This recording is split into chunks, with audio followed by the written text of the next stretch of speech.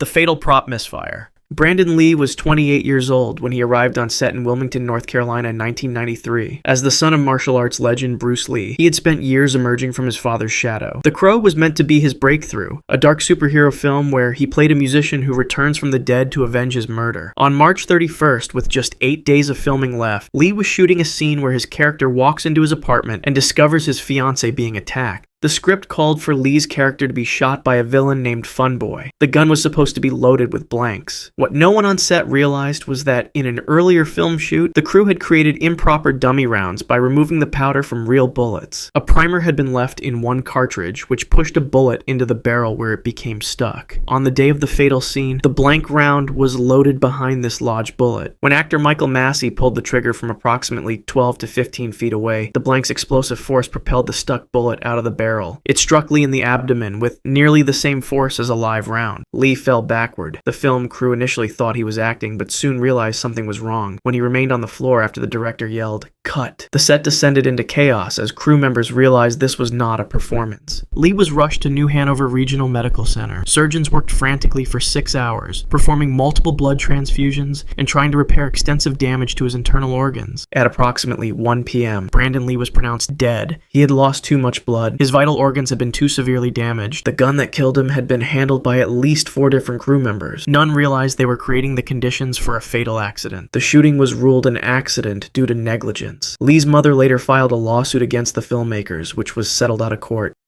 The Helicopter Catastrophe. Vic Morrow was 53 when he arrived on the set of Twilight Zone the movie in July of 1982. A veteran actor known for tough guy roles, Morrow was filming a segment directed by John Landis at Indian Dunes in Valencia, California. The scene depicted a Vietnam War village under attack, with Morrow's character rescuing 2 Vietnamese children. In the early morning hours of July 23rd, around 2:20 a.m., they began filming the evacuation sequence. A Bell UH-1 Huey helicopter hovered 24 to 25 feet above them, while special effects teams prepared pyrotechnic explosions below. There are reports that the director had requested the helicopter fly lower than initially planned, despite safety concerns raised by the pilot. Around 2:20 a.m., cameras rolled as pyrotechnic explosions were triggered beneath the helicopter. Instantly, a fireball erupted upward, engulfing the helicopter's tail rotor. Witnesses watched in horror as the aircraft wobbled, then spun out of control. The pilot struggled desperately to stabilize the 3-ton machine as it descended toward the actors. Morrow was carrying 2 children, 7-year-old Micah Dinlay and 6-year-old Renee Shin Yi Chen, through shallow water when he looked up. The helicopter's main rotor blade struck all 3 with tremendous force. The impact was catastrophic and instantaneous. Morrow and Lay were decapitated by the spinning blades, while Chen was crushed beneath the helicopter's right landing skid. The scene was captured on film from multiple angles. Morrow died on impact, his final moments recorded. The footage became evidence in the manslaughter trial against director John Landis and 4 other crew members. Despite evidence of safety violations, including the illegal hiring of the children in violation of California child labor laws, all defendants were ultimately acquitted after a 10-month trial in 1987. However, the families received substantial civil settlements. Morrow's daughters were awarded $850,000 each, while the children's families received $2 million each. Landis was also reprimanded by the Directors Guild of America and fined $5,000 by the California Labor Commission for violating child labor laws. A Tragic Jest. John Eric Hexum was 26 years old, a rising television star with model good looks and athletic build. On October 12, 1984, he was on the set of Cover Up, a CBS action series where he played a male model who worked as an undercover agent. The day had been filled with delays as crew members reset lighting for the bedroom scene at the 20th Century Fox lot in Los Angeles. Hexum was becoming increasingly restless as the delays dragged on. Known for his playful personality and practical jokes, Hexum picked up a .44 Magnum gun that was being used as a prop. The gun was loaded with blanks, cartridges containing gunpowder but no bullet, designed to create the flash and noise of a real shot for the camera. What Hexum didn't realize was that blanks are far from harmless. Though they contain no bullet, they use paper or plastic wadding to seal gunpowder in the cartridge. When fired, this wadding is expelled with explosive force, creating a dangerous pressure wave at close range. In a moment of boredom, imitating Russian roulette after unloading all but 1 blank round, Hexum placed the barrel against his right temple and quipped to crew members, "Let's see if I've got one for me." He pulled the trigger. The blank discharged with a deafening crack. The force drove a quarter-sized piece of his skull into his brain. Hexum immediately collapsed. Paramedics rushed him to Beverly Hills Medical Center, where surgeons worked desperately for 5 hours to remove bone fragments from his brain. Despite their efforts, the damage was irreversible. Hexum remained on life support for 6 days as his brain function progressively deteriorated. On October 18th, with no hope of recovery, John Eric Hexum was pronounced brain dead. His heart, kidneys, corneas, and skin tissue were donated to save the lives of at least 5 other people. A 36-year-old Las Vegas man received his heart. A critically ill 5-year-old boy and a 43-year-old grandmother received his kidneys. A 66-year-old man and a young girl received his corneas, and his skin was used to treat a 3.5-year-old boy with third-degree burns. The death was ruled accidental, and his mother later received an out-of-court settlement from 20th Century Fox Television and the production company. The Stingray's Barb.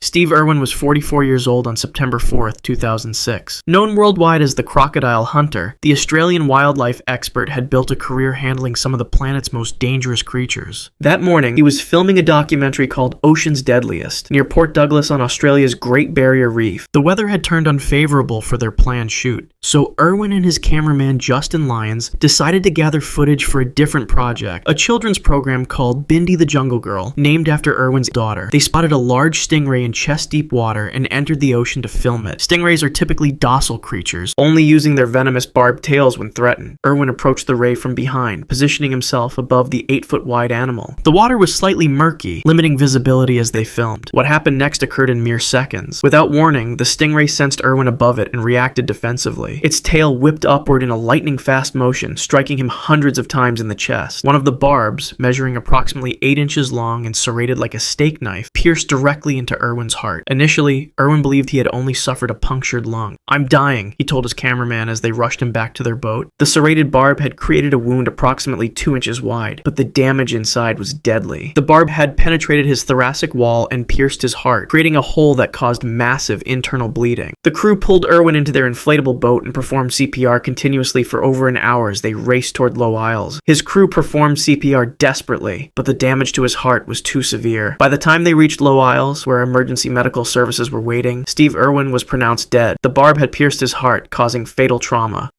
The Fatal Tumble. Roy Kinnear was 54 years old, a beloved British character actor known for his portly figure and comedic roles. On September 19, 1988, he was on location in Toledo, Spain, filming The Return of the Musketeers, a sequel to the 1973 adventure film, in which he had also appeared. The production had been plagued with time pressures and cost-cutting measures. Kinnear, playing the servant Planchet, was required to ride a horse for a scene at the Puente de Alcantara above the River Tagus. Though not an experienced rider, he had protested against riding the horse due to his lack of experience and serious safety concerns. He requested a stunt double, but since none was available for his part, he was forced to perform the scene himself. He received only one 15-minute practice ride for what would be a challenging sequence even for skilled equestrians. Filming began as cameras rolled on the narrow street. Kinnear sat atop the horse, visibly uncomfortable but determined to perform the scene as required. The animal moved forward at a trot, its hooves clattering loudly on the uneven cobblestones. The Spanish crew had misunderstood the director's instructions about putting sand on the cobblestone street for better grip. Suddenly, as the horse rounded a corner, it lost its footing on the slick surface. The animal stumbled, lurching forward and to the side. Kinnear, unable to maintain his balance, was thrown from the saddle. He fell heavily onto the hard cobblestone, landing directly on his side. The crew rushed to his aid as he lay in pain, unable to stand. Initially, the injury appeared serious, but not life-threatening. Kinnear was conscious and speaking as he was transported to a hospital in Toledo, then transferred that afternoon to Ruber International Hospital in Madrid. Medical examination revealed a broken pelvis, an exceptionally painful injury that would require surgery. However, he also suffered internal bleeding from the injury. The following day, September 20th, while hospitalized, Kinnear's condition deteriorated. He suffered a massive heart attack brought on by the injuries and internal bleeding. Roy Kinnear died at age 54 in Ruber International Hospital in Madrid. Following his death, Kinnear's family sued the film's production company and director Richard Lester for negligence and wrongful death, receiving a £650,000 settlement in 1991. Director Richard Lester quit filmmaking as a direct result of Kinnear's death.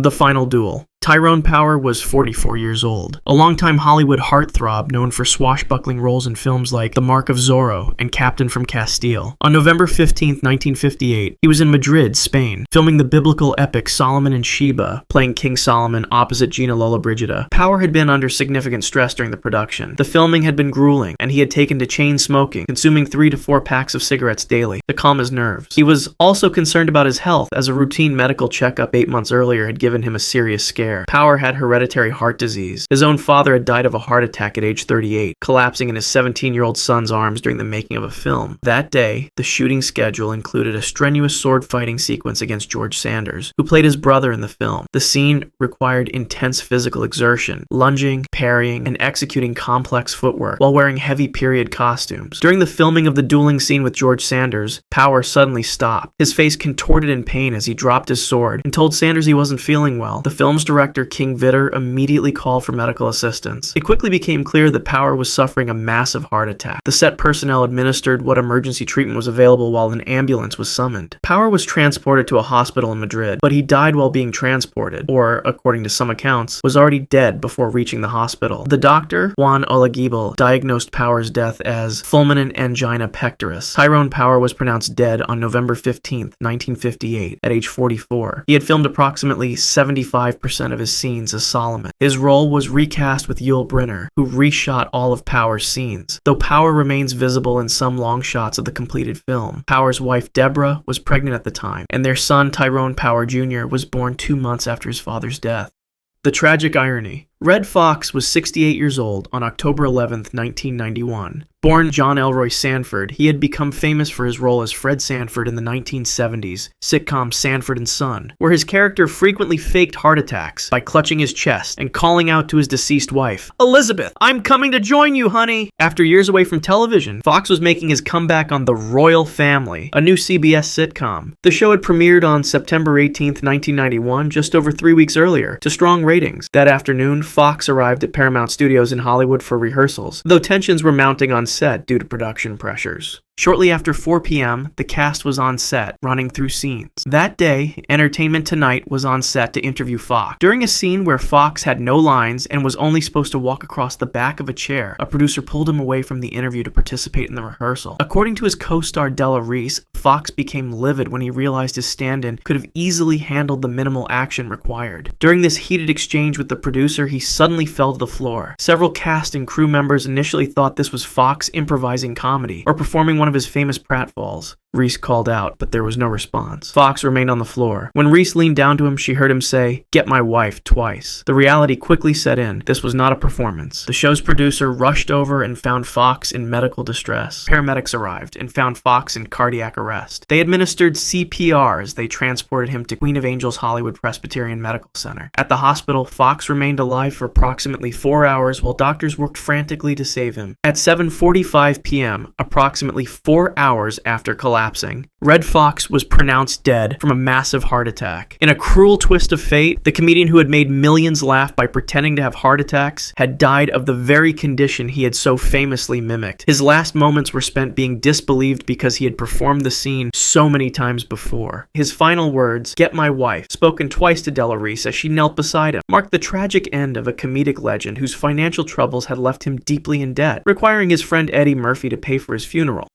The Unrecoverable Spin. Art Skoll was 53 years old on September 16, 1985. An accomplished aerobatic pilot, he had performed dangerous stunts for more than 30 years. His impressive resume included aerial work for popular films such as The Right Stuff and Blue Thunder. That day, he was flying near Carlsbad, California, capturing background footage for the upcoming film Top Gun. Scholl was piloting his custom-built Pitts S-2A biplane, a nimble aircraft renowned for its aerobatic capabilities. The plane had been specially modified with camera equipment to capture spectacular aerial sequences. The sky was clear, with visibility extending for miles over the Pacific Ocean. Weather conditions were ideal. At approximately 5:45 p.m., Scholl was being followed by his mechanic Kevin Kammer and stunt pilot Chuck Wentworth in another plane, watching for air traffic as he prepared to perform a flat inverted spin for the cameras. This complex maneuver involves the aircraft rotating horizontally while descending vertically in an upside-down position, an extremely challenging maneuver even for a pilot of Scholl's caliber. The biplane climbed to 4,000 feet before Scholl deliberately entered the inverted spin. From the tracking aircraft, Kammer and Wentworth watched as the Pitts began its inverted spiral down. At 3,000 feet, they heard Scholl's voice over the radio. "I have a problem." Something was wrong. The aircraft continued its relentless rotation toward the ocean surface. At 1,500 feet, Scholl transmitted again. "I have a real problem." His voice was calm but urgent. The biplane continued its uncontrolled descent, spinning faster as it approached the water. At tremendous speed, the aircraft plunged into the Pacific Ocean approximately 5 miles offshore. Kammer and Wentworth, following behind, passed through clouds and arrived at the scene approximately 45 seconds later, but the plane had already vanished. They saw no impact and no signs of Scholl's biplane. Neither Scholl nor his aircraft surfaced. Coast Guard vessels arrived and found only small pieces of debris floating on the water's surface. The search continued through the night and into the next morning, but at 9:30 a.m. Tuesday, approximately 16 hours after the crash, the search was called off. The plane is believed to have sunk to the ocean floor 900 feet below the surface. Despite the search operation, Art Scholl's body was never recovered from the ocean depths. The National Transportation Safety Board investigated and determined the probable cause was loss of control in flight during aerobatic maneuvering, with contributing factors including intentional stall and spin and failure to correct the descent. Investigators suggested Scholl may have experienced spatial disorientation. However, the exact cause of the unrecoverable spin remains officially unknown.